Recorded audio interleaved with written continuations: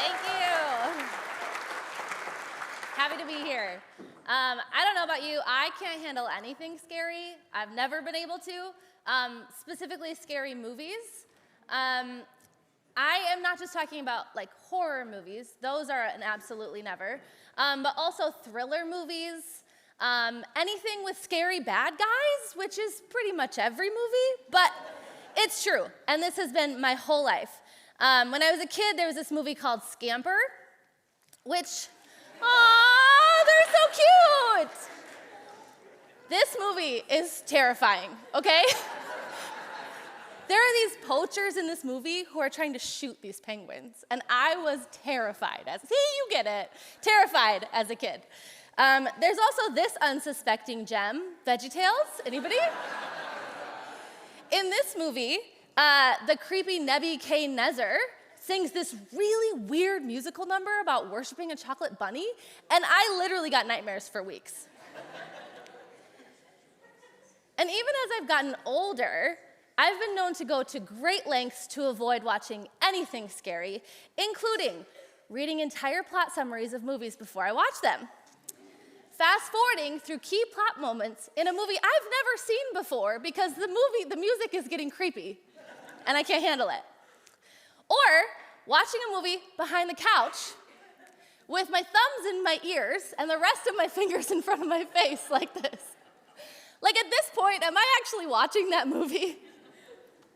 That's what happens when you mix fear with FOMO.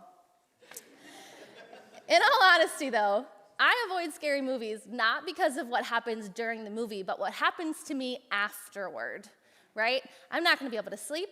I'll probably get nightmares. Before I attempt to sleep, I will probably check my closet to make sure that that vampire is not in there. And I'll probably check that bolt lock 1,500 times just to make sure that that CIA double agent isn't gonna come in and get me. As if that bolt lock is going to stop him, right? But that's the thing about fear. When we experience fear, we can easily forget what we know to be true and become delusional about our reality. In today's passage, we get a glimpse of the disciples in a moment of fearful delusion, and we also get to see how Jesus meets them in it. This story brings up specific moments in my life, for me, where I lost sight of the truth because of the storms that were raging around me. And I wonder if it will for you too. Everyone responds differently to the fear and the chaos of the world, but the question is, how is Jesus inviting us to respond? Every week throughout this sermon series, we've gotten to witness the way that Jesus is teaching his disciples how to live like him. At Mill City, we often talk about discipleship like a square. This is an adaptation of Blanchard's situational leadership model, and it shows how to effectively teach and disciple someone towards greater leadership. So it starts with the leader doing and the disciple watching, and then the leader doing and the disciple helping, and then the disciple doing and the leader helping, and then the disciple doing while the leader watches, and then they sort of become the leader.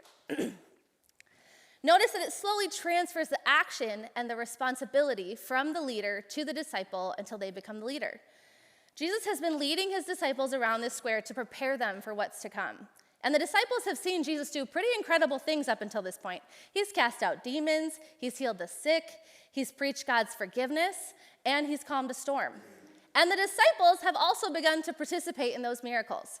A couple weeks ago, we saw Jesus commission the disciples to go out to cast out demons, to heal the sick, and to preach God's forgiveness. Also, last week, we saw the way that Jesus brought the disciples into the act of feeding 5,000 people by stepping forward in obedience and placing their trust in Jesus. The disciples got to participate in an incredible miracle of provision. They saw Jesus do the impossible once again, and they got to be a part of it. Our passage today happens immediately after that. So we're going to pick up in the story of Mark 6, verses 45 through 52. So if you have your Bibles, you can turn with me.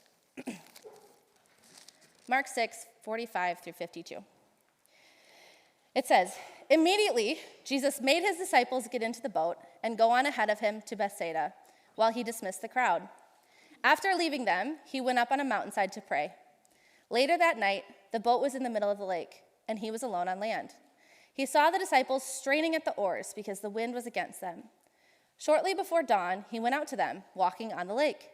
He was about to pass by them, but when they saw him walking on the lake, they thought he was a ghost. They cried out because they all saw him and were terrified. Immediately he spoke to them and said, "Take courage, it is I, don't be afraid." Then he climbed into the boat with them, and the wind died down. They were completely amazed, for they had not understood about the loaves, and their hearts were hardened. Now, this passage begins with Jesus making his disciples get into the boat. And the verb for made in this passage is actually closer to forced in the Greek, which is an abnormally strong verb to use in this context. Jesus is forcing the disciples out.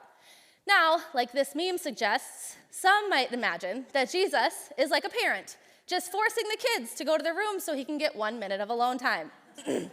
That tracks, right? But actually, the scholarship around this passage suggests a possible different motivation.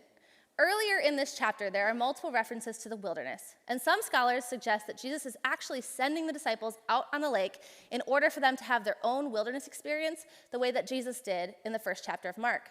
This moment may be an intentional test of discipleship for the disciples. Jesus is giving them space to practice what they learned. Something you should know about the significance of water in this context is that the lakes and the seas represented for the disciples and most cultures at the time horror and chaos. The sea was the dwelling place of all evil. So a stormy sea was the kind of thing that would make a person question everything. It was the kind of thing that would keep you checking those boat locks after you checked them 2 minutes ago. And it seems like Jesus just sends them out into that mess and walks away up the mountain, leaving the disciples straining at the oars and failing to make any progress. Can you imagine how that might have felt for the disciples? To have Jesus force them into chaos and seemingly abandon them? Can you imagine how alone they felt? That actually doesn't require a whole lot of imagination for me, and I suspect it might not for you either. About 6 years ago, I was in one of the darkest seasons of my life. I was walking very close with a dear friend who was going through a significant mental health crisis, and none of my attempts to get them help were working.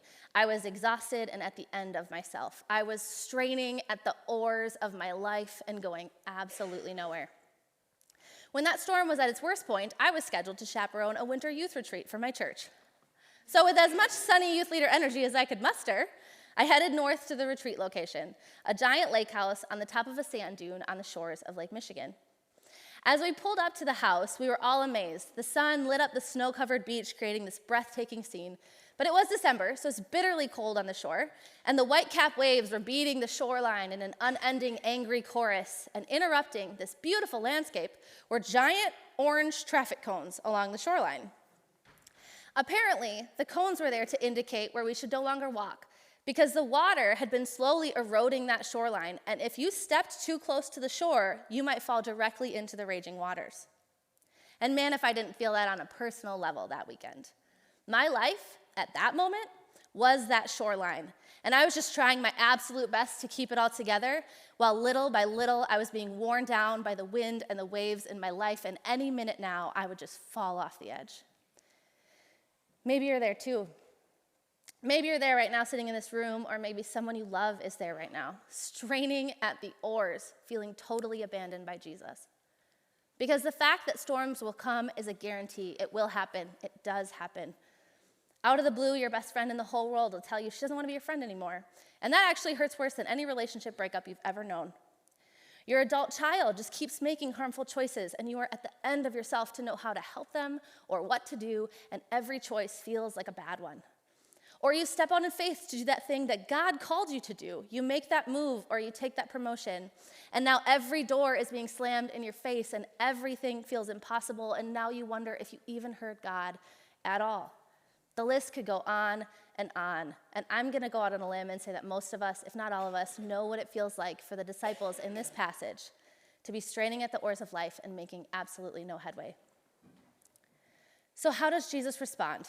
Well, certainly not the way that they would have hoped, at least not initially. The passage says that Jesus saw the disciples struggling later that night. He sees them from the mountain. And then the passage says that he waits until dawn to go out to them. Jesus is taking his sweet time. Why? Because Jesus' goal is not to make them comfortable. Jesus' goal is to disciple them in his way. The disciples have a task in front of them, And Jesus didn't just send them out there on a whim. He's been preparing them for this moment. In fact, he's already shown them what to do. Remember the list? 2 chapters before this in Mark, we read about Jesus calming a stormy sea. Jesus and the disciples are in a boat. There's a big storm. The disciples are scared. Jesus is taking a nap. The disciples wake up Jesus and are like, "Don't you care if we drowned?" And Jesus sits up, looks at the sea, and goes, "Be quiet." And the sea calms, and everything is fine. And that passage says the disciples were amazed. Since then, Jesus has been showing the disciples how to live into that same authority that he has from God. They've begun doing all the things Jesus has done. They've healed sick people. They've cast out demons. They've preached God's forgiveness. And that very same day of this storm that we're talking about today, they fed 5,000 people with 5 loaves of bread. And I know that that's like normal for us because we're used to hearing that story, most of us, but that's pretty incredible, okay? And they just experienced this. So Jesus is walking them around the discipleship square, and it's the disciples' turn to practice what they've been taught. And that is all well and good until you're the people about to die in a boat that's filling with water.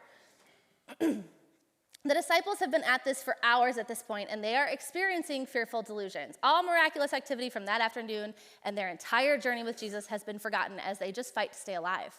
They're imagining their end. They see no way out of this storm. And we see a pretty clear breakdown of their belief system and what comes next. So Jesus finally goes down to the lake and begins to walk on the water, which, to be fair, they've never seen that before, so the disciples are going to be shocked. I mean, I don't know if I would place that any greater than feeding 5,000 people with 5 loaves of bread, but that's still pretty incredible. So they see Jesus walking on water, and then they just say, "Jesus, glad you're here. Everything's going to be okay." No, that's not what they say. They say, "Ghost! It's a ghost!"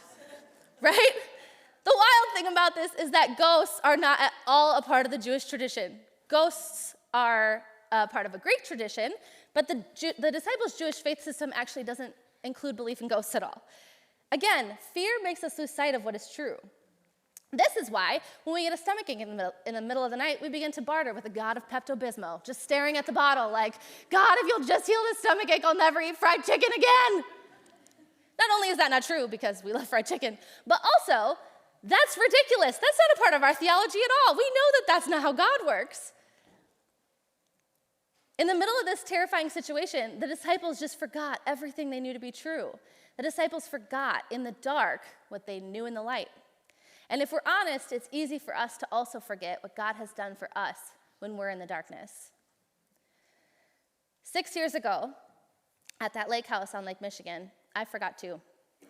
At one point that weekend, I was hiding out in one of the many beautiful bedrooms next to a fireplace, snuggled up with a warm blanket, looking out on that traffic cone-laden shoreline, finally allowing some tears to fall, to let myself feel the weight of everything that was happening in my life, when God suddenly brought my mind back to another very similar moment 6 years prior to that, when I was walking alongside another friend who was struggling, who didn't want to fight anymore.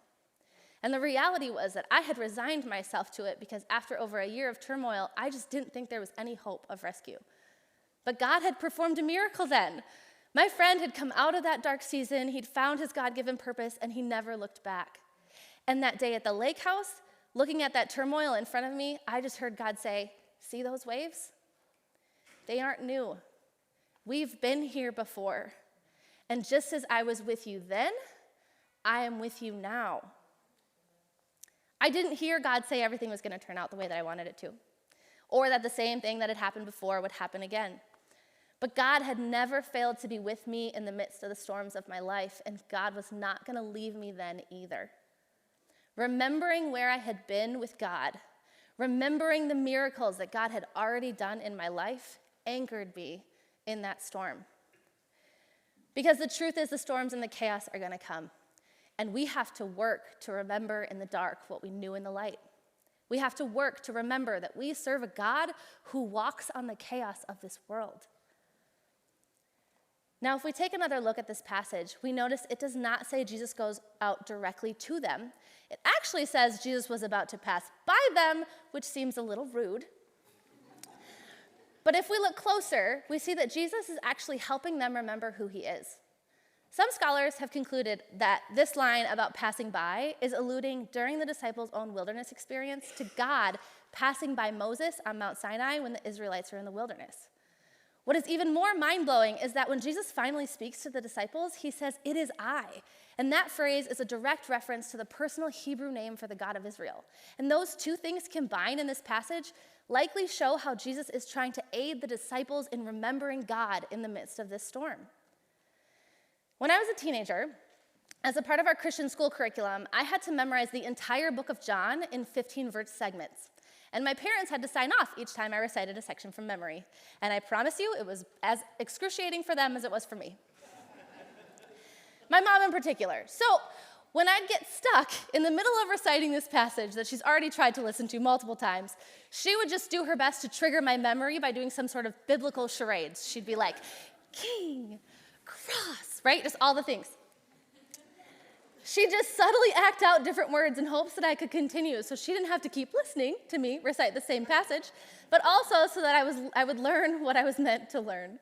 So maybe Jesus was thinking, if I just pass in front of them, if I just get into their line of vision, they'll remember what they should be doing. I'll just walk past and just be like, it's me. Unfortunately for Jesus, like teenage Rose, the disciples are not very good at charades. So eventually, Jesus turns and goes toward the boat and announces himself. He's like, calm down, y'all, it's just me. And you can hear Peter like, oh man, of course the correct answer is Jesus. But at this point, Jesus just gets in the boat and calms the storm. And how do the disciples respond this time to a calm storm? It says the disciples were amazed. Again. This is the exact same response as the last time Jesus calmed the storm. It's like the disciples had never seen it before. Now, after the storm is calmed, we read that the disciples had not understood about the loaves, and their hearts were hardened. And if we aren't careful, we can get a little judgy of the disciples right about now. Like, are you kidding me? How many miracles do you guys need to see, right? But I cannot tell you how many times in my life I've forgotten about that day at the lake house. Like the disciples, I tend to think my current situation is just different than the last one. But this storm is bigger, Jesus, but you aren't in the boat with me, Jesus. But the truth is, Jesus is always in the boat with us. He's always in the boat. And again, I've had to go back to that moment looking out at those waves, and I've had to take stock of what God has done in my life. But we don't like this because we want discipleship to be neat and tidy. Just do the square. It's just A to B to C to D, ding, fully discipled. But we know that's not how it works. We know this. If you have kids, if you love kids, if you've interacted with one kid one time, you know this is not how we teach kids how to do things, right? Dishes, for example. You show a kid how to put a dish in the sink. Then they walk with you, and you let them put the dish in the sink. Then you're going to watch as they put the dish in the sink, except they just stare at you like they've never seen a dish or a sink in their entire lives. And then you do that same thing a billion times until they turn 18, right? This is how it works. And I think that's actually a good image for hard-heartedness, just the blank stare of someone who should know something but absolutely just does not know it. That was the disciples in this passage, and that's us in our own walks with God. Because it turns out we're not robots who work from point A to point B to point C. We're humans, and we expect the way of Jesus to look like this, the square, when in reality, the way of Jesus looks like this. We take a right on the square, and then a left, and then 3 rights, and then a left, and then another right, and we might get stuck at a few dead ends for a while. But the miracle upon miracles is that as long as we're doing our best to walk in the way of Jesus, to be gentle with ourselves when we take a wrong turn, to remember where we've been, and to take the next best turn, the journey will always end with us safe with Jesus. Someone sent me a TikTok video a couple weeks ago of this guy going through a haunted house. There were dozens of actors who had been transformed into zombies and vampires and horror movie antagonists. You know, the type of situation you could not catch me in. Never. But this guy decided that in order to help himself get through this haunted house, he was just going to sing Disney songs at the top of his lungs. Has anyone else seen this? It is absolutely hilarious. The actors do not know what to do with him. Some still attempt to scare him, but then they crack up halfway through. Some of them are very frustrated that he's ruining this illusion for everybody, and some of them just start singing with him as if they'd completely forgotten their jobs, right? The Disney songs reminded that guy and everyone else around him of the truth. That haunted house was not the full picture of his reality. It doesn't make the haunted house any less real. He was walking through a real place. But his reality was not going to be defined by fear, but instead by what he knew to be true. That is what remembering God does for us in moments of intense fear. It helps us to anchor ourselves in the bigger truth that our good and loving God is with us, is in control, and is making all things right. We do not ignore the realities around us, but we courageously hold on to the truth in the midst of life's very real storms. As we face storms in our lives, or we prepare ourselves for the storms to come, we must remember where we've been. And today I want us to individually spend a little time thinking about this in our own lives. Where have you seen God work? What moments can you point to that will anchor you to Jesus during life's storms? Maybe it's moments of healing, moments where God used others to support you, moments where you experience God's forgiveness or freedom from shame. Maybe it's a moment when you experience God's glory and majesty in nature, or experienced a reconciliation you thought was impossible. In some seasons when personal examples are hard to grasp, I've anchored myself in remembering what God has done for others in my life, or by remembering what God has done for his people in God's big story using specific Bible passages. The band's going to come up, and we're just going to take a few minutes to pause and reflect on these questions. If you're moved to do so, you can write down your answers, either in a notebook or on your smartphone, but do something today to mark this moment and anchor yourself by remembering God. Because when we walk the way of Jesus, the storms are going to come. But when we choose to remember who God is, it anchors us to the truth amidst our fear.